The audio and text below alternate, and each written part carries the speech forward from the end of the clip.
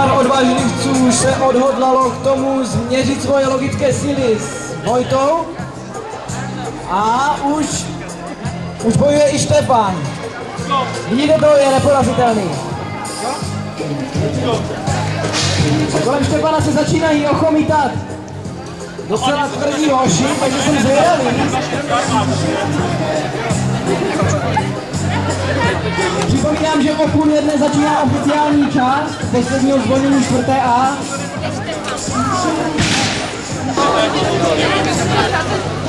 Lička, tam to pičku potrefíš. Za kila taková lička. Zavený nemáš šanci.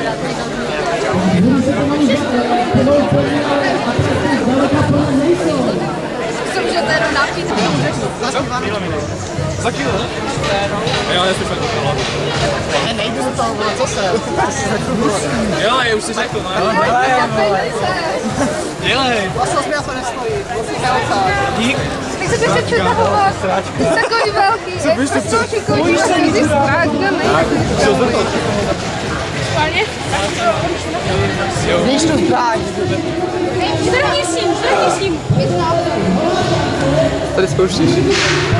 Kunc mi to dal.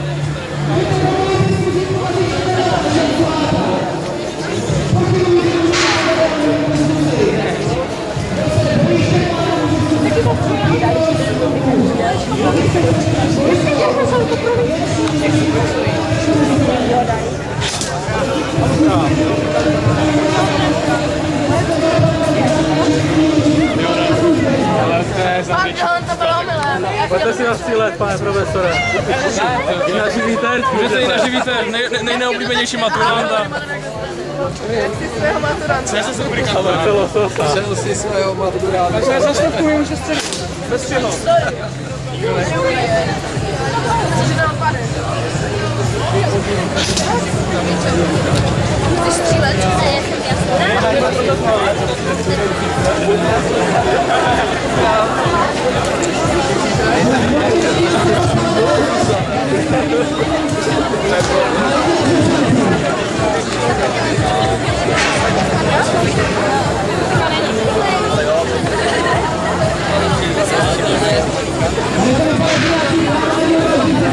Vyzvat Štefana. Baví se.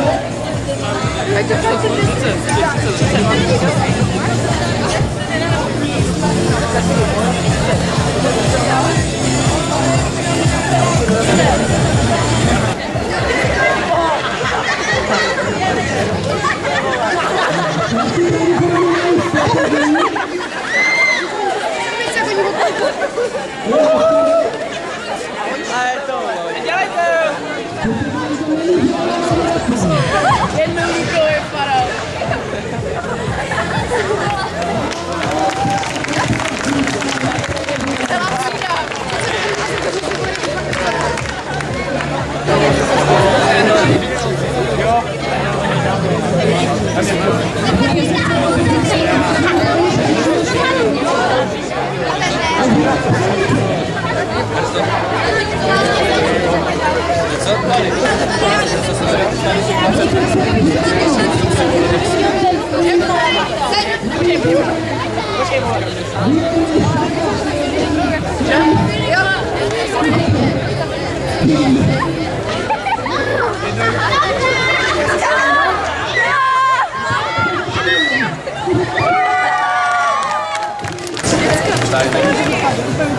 Budete naštvaní?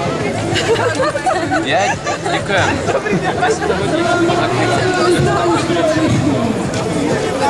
Jo, problém, no. Takže na Milan.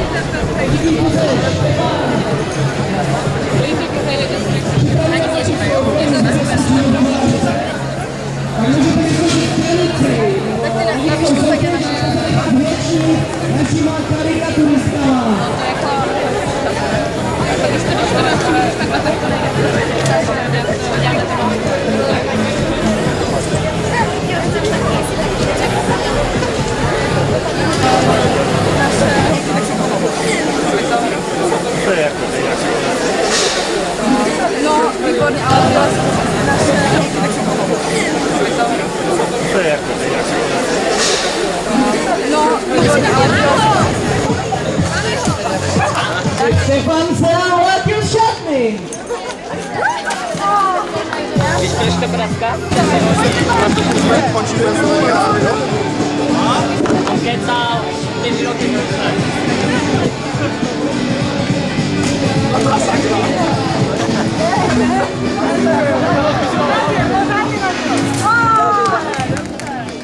Takže já bych si dovolil ukončit atrakce a pozvat vás všechny k hlavní části kolem schodiště.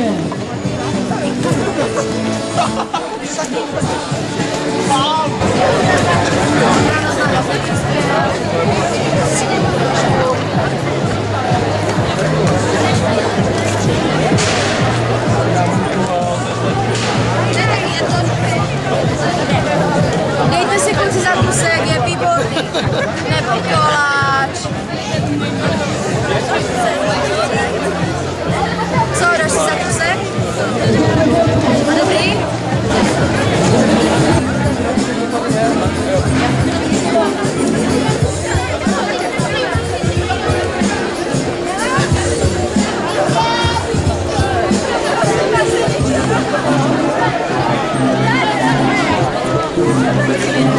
Takže já bych poprosil žáky 4A, aby se pomalu začali stavět na schodiště. Takže začnu nejoblíbenějším studentem, Míšou Bakovou. Míša Baková je velice talentovaná žačka, je oblíbená jak mezi profesory, tak mezi námi studenty. Zdá se možná tichá, ale asi to tak není. Ale na řadě Michal Bělík, to je ten chlapec v policejní uniformě. A rád bych upozornil, že tento chlapec přeskočil 2. třídu, protože ho tam neměli co naučit. To myslím, mluví samo za vše. Takže teď přichází na řadu Lenka Dřevěná. Nemůžete jít přelenout na červené vlasy. Sice do naší třídy přišla trošku později, ale teď už o tom skoro nikdo neví. A Lenka je velice talentovaná výtvarnice.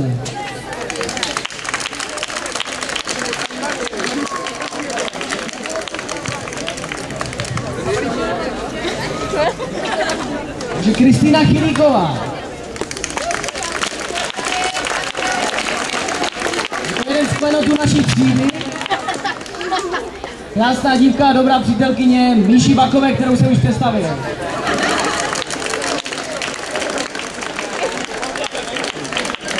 Dále je na řadě Petra Jalůvková.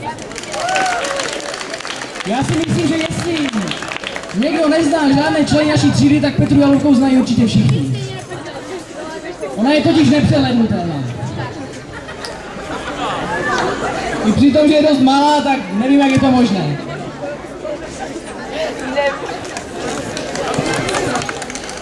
No a teď je na řadě představit další dominantu naší třídy, který je známý mimo naše gymnázium, Jakub Janovský. Je to jeden z tvrdých vnechů ze Střelnice. Dívky, jeho telefonní číslo až po programu. Ježiš. Takže teď premiant naší třídy, Matěj Kaloč, prosím.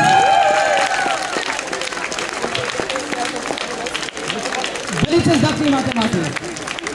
Až mě to děsí. Spočal se tak dobře, že ožírá sekundiánky. A teď jeden unikát. Je to Patrik Kaňa. Šedá eminence naší třídy.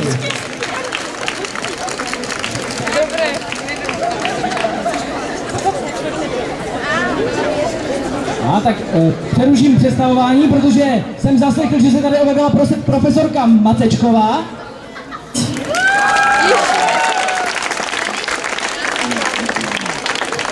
Tento člověk zná snad všechny sportovní ligy na světě, takže to je obdivuhodné podle mě.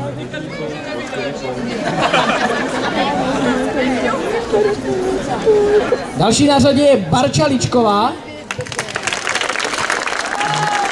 Budoucí nadějná medicinmanka.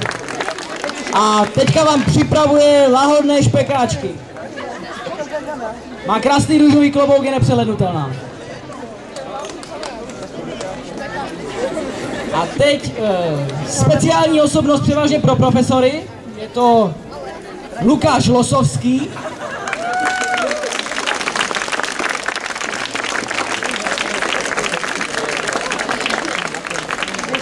Pokud tohoto chlapce někdo nezná, tak ho může najít například v počítačové hře Counter-Strike nebo Warcraft 3. Jinde pravděpodobně k nalezení nebude.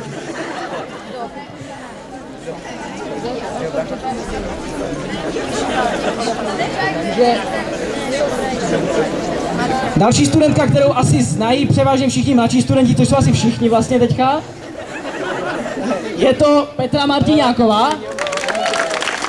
Připomínám, studentka roku, maturantka roku.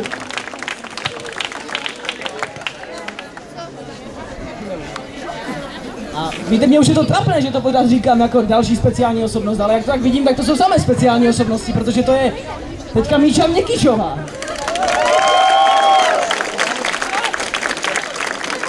Je to další z týmu medicín manek naší třídy, budoucí samozřejmě. A teď bych se vůbec nebál použít pojem duchovní naší třídy, Vojta Mičaník.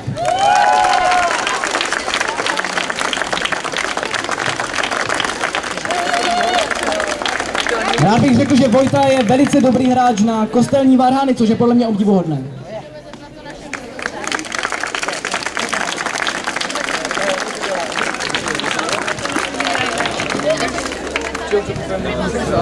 Teď prosím Eliška Michálková.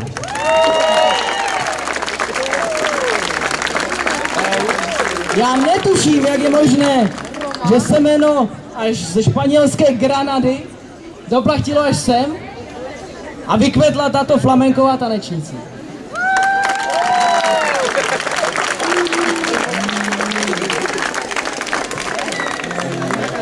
Další osobnost známá převážně profesorům. Adam Novák.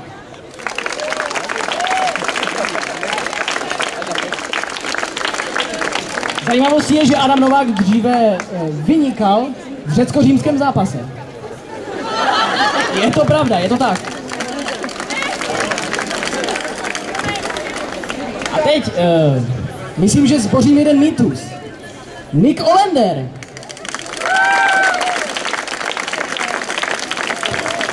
Nick Olander nepochází z Irska. Ač tak vypadá. Je to čistokrevný Čech.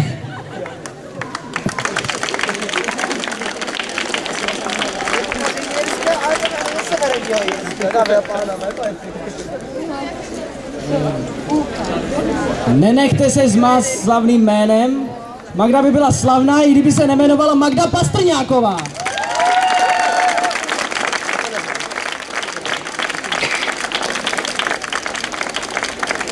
Magda má ráda světový mír a čaj.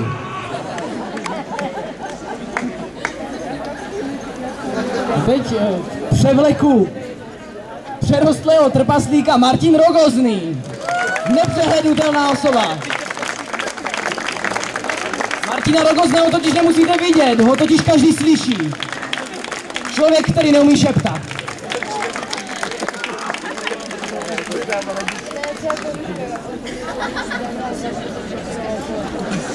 Sestra dvou bratrů, která možná vyrůstala ve stínu, ale už z něho dávno vyrostla.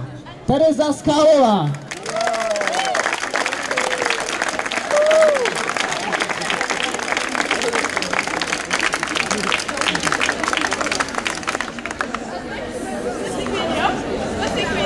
A to je druhá z dvojice později příchozích studentek spolu s Lenkou Dřevěnou, Lucie Slavíková.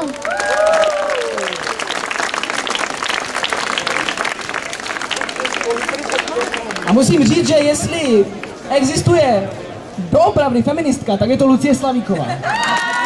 Pánové, pozor!